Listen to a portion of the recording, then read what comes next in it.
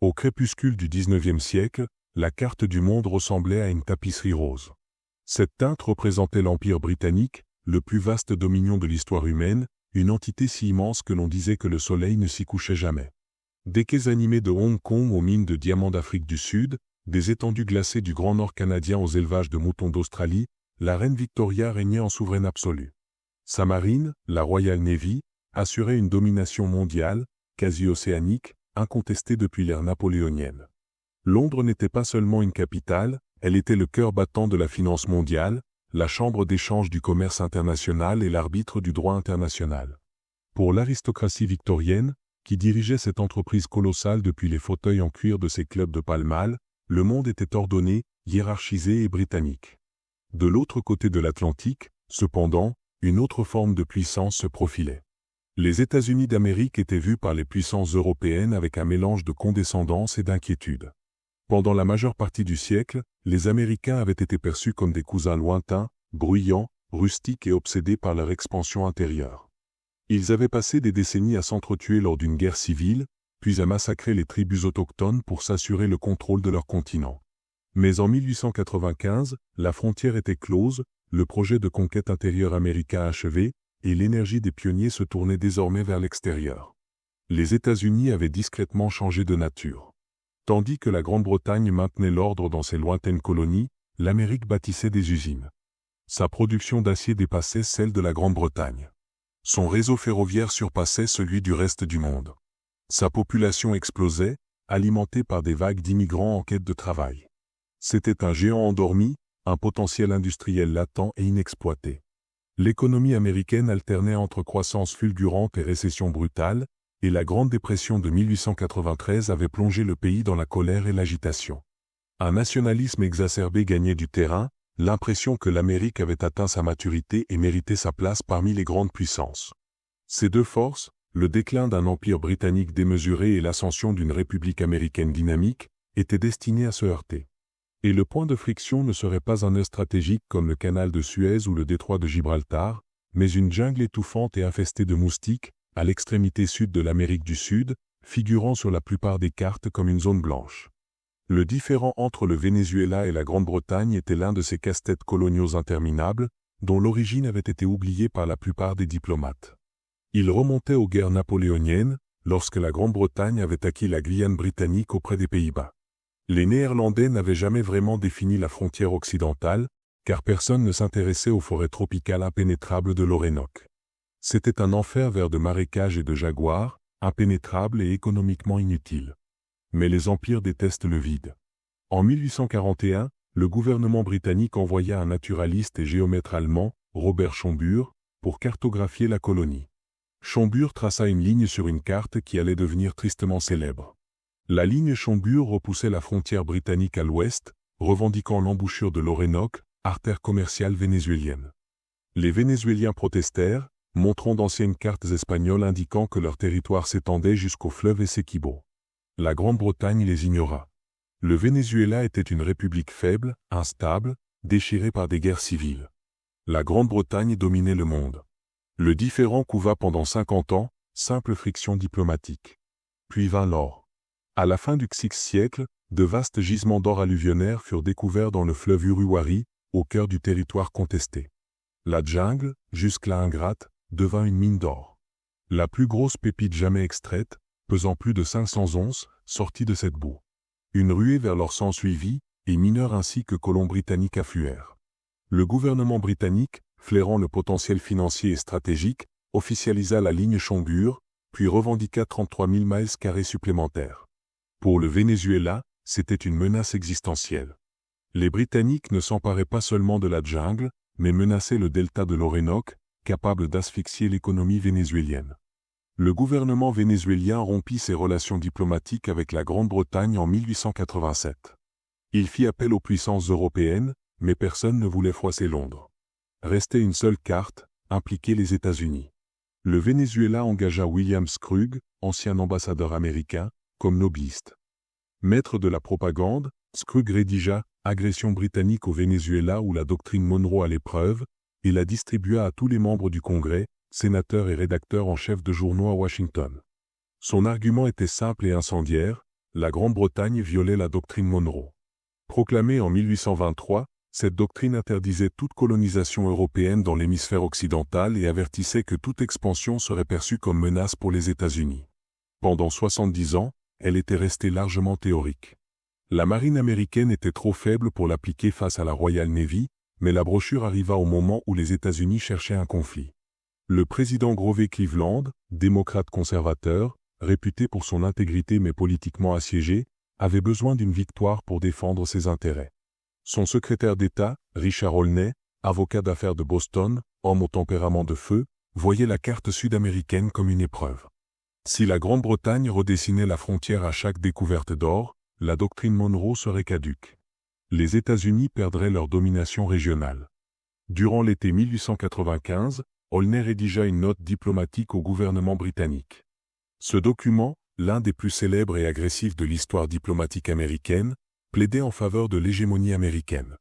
Il ne demandait pas seulement l'arbitrage, il donnait une leçon, affirmant que les États-Unis étaient souverains sur le continent et que leurs décisions faisaient loi. Une affirmation de puissance stupéfiante. La note d'Olney fut envoyée en juillet 1895 et atterrit sur le bureau du Premier ministre britannique, Lord Salisbury.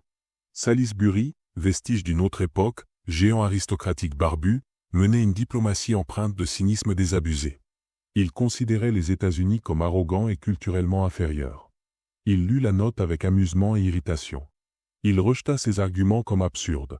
La doctrine Monroe n'était pas du droit international, mais une déclaration présidentielle sans valeur juridique en Europe. Salisbury commit une erreur fatale, il décida d'ignorer la note.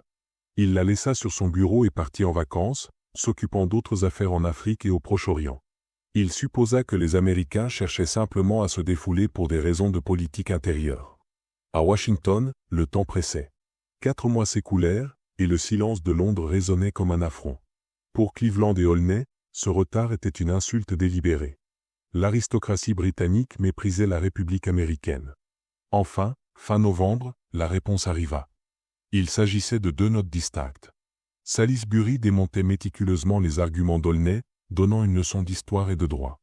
Il affirmait que la doctrine Monroe ne s'appliquait pas à un différend frontalier entre une colonie européenne et un État américain. Il refusait l'arbitrage et ne céderait pas un pouce sur la ligne Schomburg. Le ton était poli, mais le message clair, occupez-vous de vos affaires. Cleveland, lisant la réponse, entra dans une colère noire. Il se sentit personnellement insulté. Les Britanniques n'avaient pas seulement dit non, ils avaient traité les États-Unis comme un enfant à éduquer. Le président décida de passer à l'offensive. Il sortit le problème des couloirs discrets de la diplomatie et le porta sur la place publique. Il menaça la guerre. Le 17 décembre 1895, Cleveland envoya un message spécial au Congrès. L'impact fut immédiat. Dans son discours, il demandait des fonds pour créer une commission chargée d'enquêter sur le différend frontalier. L'idée semblait raisonnable, mais la suite fut fracassante. Cleveland déclara qu'une fois la frontière définie, les États-Unis devraient résister par tous les moyens à toute appropriation britannique. Résister par tous les moyens. En langage diplomatique, cela signifiait la guerre. Le président venait de tracer une ligne rouge. Les États-Unis décideraient unilatéralement de la frontière et combattraient si l'Empire franchissait cette ligne. L'opinion publique réagit instantanément, comme une allumette dans une poudrière. Républicains et démocrates, adversaires sur des questions intérieures, s'unirent contre le vieil ennemi. La presse s'emballa, les gros titres clamaient « Guerre contre l'Angleterre » et « Le lion tord la queue de l'aigle ». La génération de la guerre de sécession, encore vivante, exulta. La communauté irlando-américaine se réjouit de l'affrontement. À New York, Boston, Chicago, des foules chantaient des chants patriotiques. Les régiments de milices s'entraînaient. Une fièvre guerrière s'empara du pays, alimentée par des décennies d'énergie industrielle contenue et de fierté nationale. Les Américains étaient prêts à prouver qu'ils n'étaient plus une puissance de second ordre. Ils défiaient la maîtresse des mers. À Londres, le message parut dans le News of Cleveland, le 18 décembre. Le public britannique, qui n'avait guère prêté attention à la question vénézuélienne, fut stupéfait. Ils crurent à une plaisanterie ou à une manœuvre politique.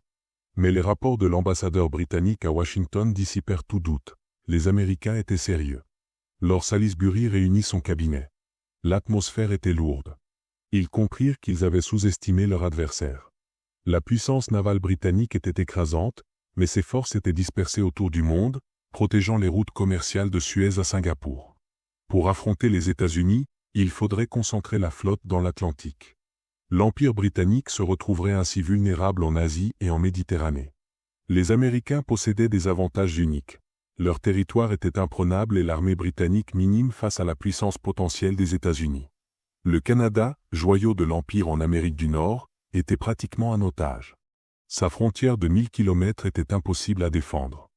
Si la guerre éclatait, les troupes américaines pourraient marcher sur Montréal et Toronto en quelques semaines. La capacité industrielle américaine était terrifiante. Les États-Unis pouvaient construire des cuirassés et des destroyers plus rapidement que les chantiers britanniques.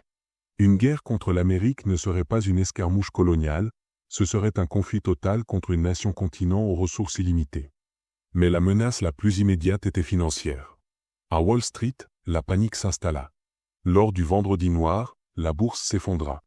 Les investisseurs britanniques, détenant des milliards d'actions et d'obligations américaines, se précipitèrent pour vendre. La liquidité du marché londonien s'assécha. La City envoya un message clair au gouvernement: une guerre contre notre principal partenaire commercial nous ruinera. L'élite britannique se retrouva face à l'abîme. Elle était isolée. En Europe, le Kaiser allemand se montrait belliqueux. En Afrique, les Boers s'armaient. En Extrême-Orient, la Russie et le Japon gagnaient en puissance. La Grande-Bretagne n'avait aucun allié. Son isolement, autrefois glorieux, était désormais suicidaire. Salisbury comprit qu'il devait agir. Il pouvait camper sur ses positions et défendre l'honneur de l'Empire au risque d'un conflit cataclysmique pour une poignée de moustiques et de poussière d'or. Ou il pouvait ravaler sa fierté et céder aux exigences américaines.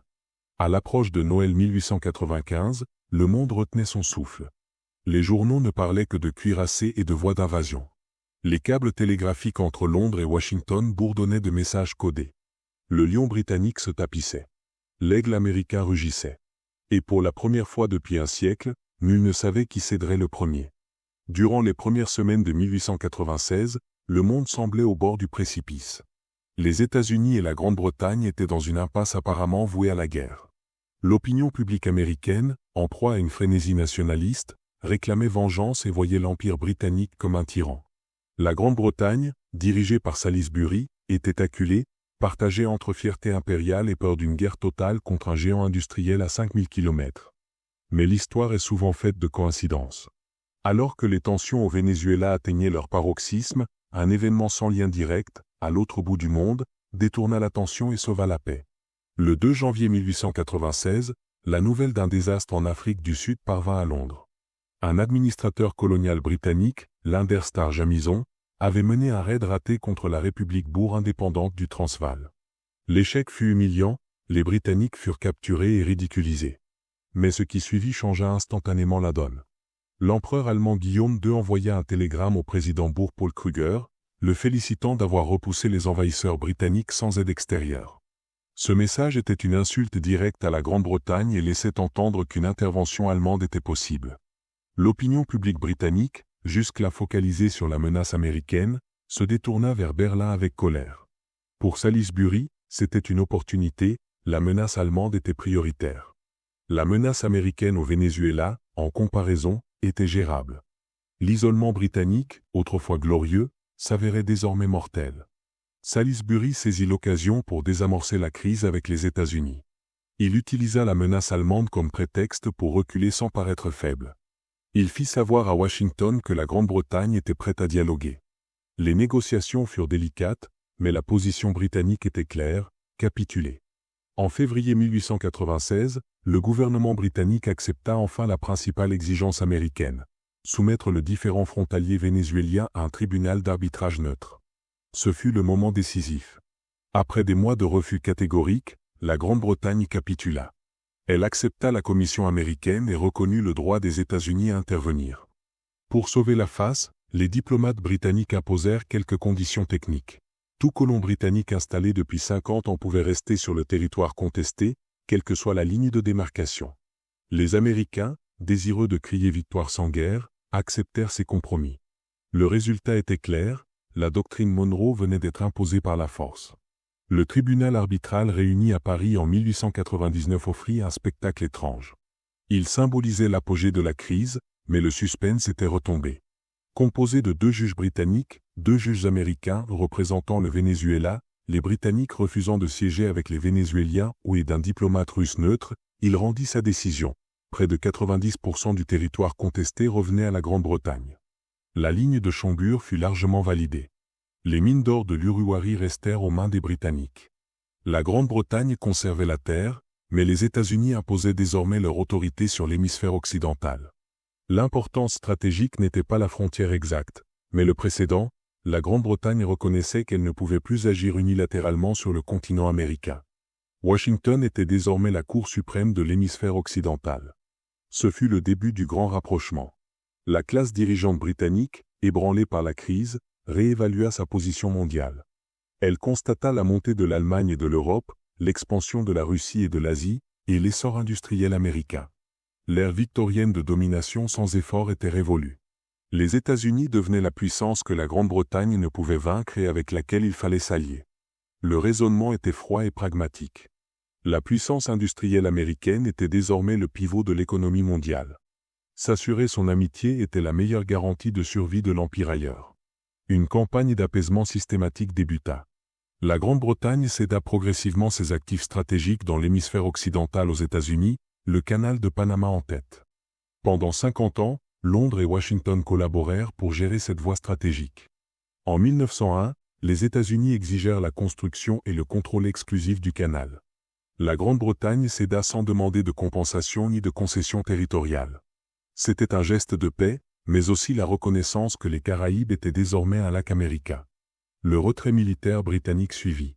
L'escadre de la Royal Navy, symbole de la puissance britannique en Amérique depuis 2 siècles, fut rappelée. Les bases dans les Caraïbes furent démantelées, les garnisons réduites. La frontière avec les États-Unis fut de fait démilitarisée. Les Américains devinrent la force de police de la région. Ce vide fut immédiatement comblé. En 1898, la guerre hispano-américaine éclata.